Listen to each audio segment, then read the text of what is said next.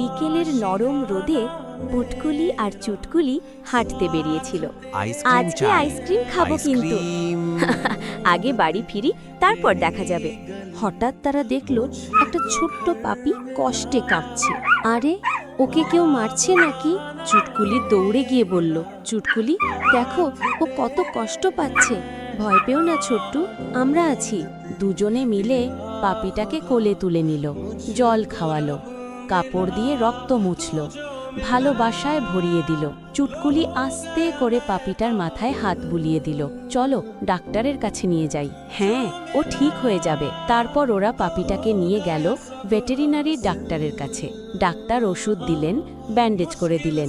Doctor বললেন, ভয় নেই, ঠিকমতো ওষুধ খাওয়ালে আর যত্ন নিলে পাপি খুব তাড়াতাড়ি ভালো হয়ে যাবে। ওরা খুব খুশি হলো। বাড়ি ফিরে পাপিটাকে নরম বিছানায় শুইয়ে দিল।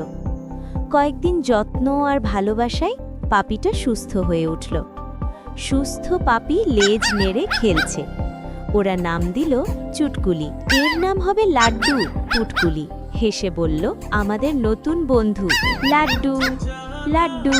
সেদিন থেকে লাড্ডু আর একা নয়, পুটকুলি আর চুটকুলির নতুন বন্ধু হয়ে গেল সে। ভালোবাসাই পৃথিবীর সবচেয়ে বড় শক্তি।